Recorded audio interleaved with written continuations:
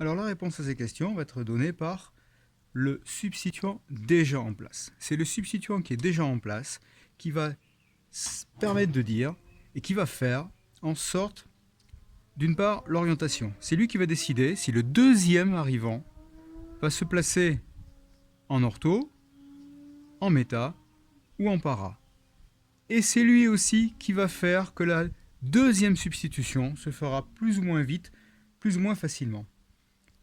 Voyons ça à partir d'un exemple. Imaginons l'arrivée d'un deuxième substituant sur le toluène. Le toluène, c'est-à-dire une molécule de benzène dont un H a été remplacé par le groupe CH3. Le groupe CH3 qui est un groupe alkyle. Et regardons donc ce qui se passe lors de l'arrivée d'un deuxième substituant. Le mécanisme, nous le connaissons. Attaque par des électrons délocalisés du cycle de l'espèce électrophile qui va donner un état intermédiaire. Cet état intermédiaire, donc le CH3 qui est déjà en place, ce doublé là et celui-ci que l'on retrouve, donc il reste 4 électrons dans le cycle. Ces deux électrons là sont maintenant des électrons de liaison avec l'électrophile et le carbone. Et n'oublions pas qu'il y avait ici un H que nous retrouvons là. Si nous faisons le calcul de toutes les liaisons de chaque carbone, nous voyons que celui-ci possède bien une liaison, deux liaisons, une troisième avec l'hydrogène qui n'est pas notée, mais 3 liaisons pour un carbone.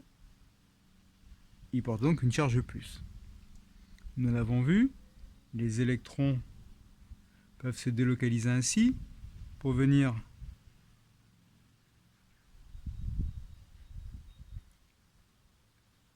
dans cette position-là.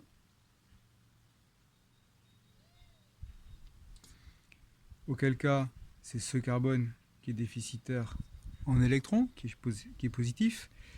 Et la suite, c'est la délocalisation des électrons comme ça, qui donne une troisième forme mésomère, qui est celle-ci. Et cette troisième forme mésomère, nous voyons que le carbone qui est déficitaire en électrons, c'est celui-ci. Une liaison, deux liaisons, trois liaisons, pas de H évidemment, puisqu'il a été déjà substitué par le groupe CH3. C'est lui qui est positif.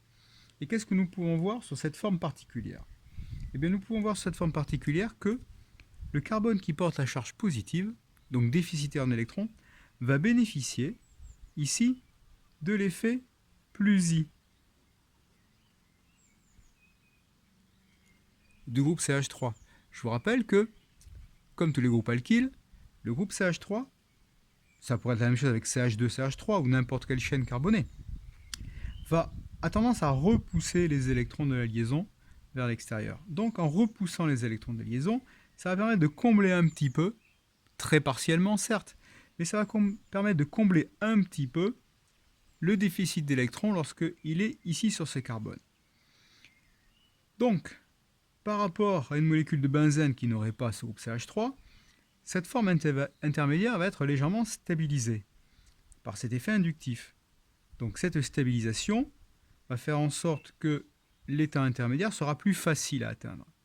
Donc déjà, nous pouvons voir que le groupe CH3, comme tous les groupes alkyles d'ailleurs, va permettre à la deuxième substitution d'être plus facile, donc de se faire plus vite. Si jamais l'attaque électrophile se fait sur le carbone en méta, qu'est-ce que ça va donner? Examinons la situation.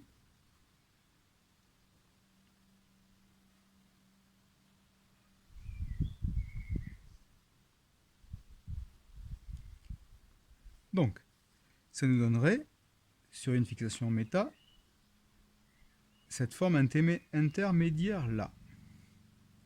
Le E est ici et le H est là. Les autres électrons sont toujours dans le cycle. Nous voyons que le carbone déficitaire en électrons, c'est celui-ci.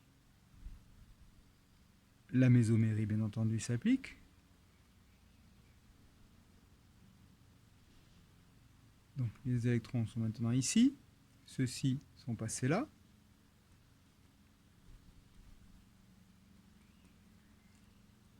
et le déficit est sur ce carbone. La suite, vous pouvez la deviner.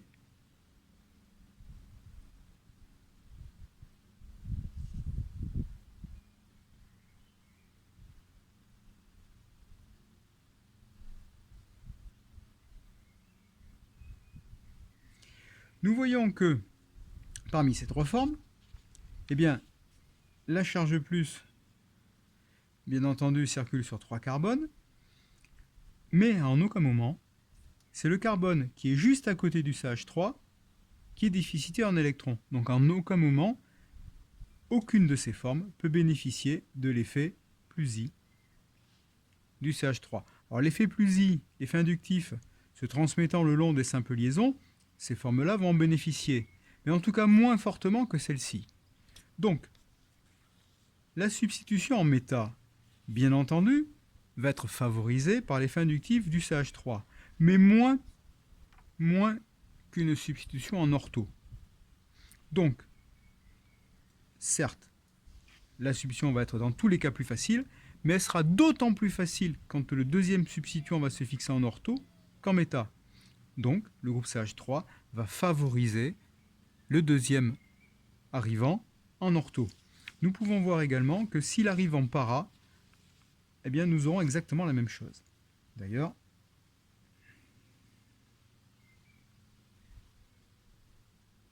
je vous laisse vous-même avec ces électrons-là poursuivre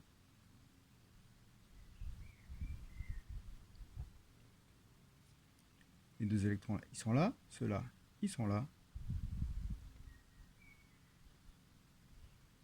Je vous laisse poursuivre la suite en guise d'exercice.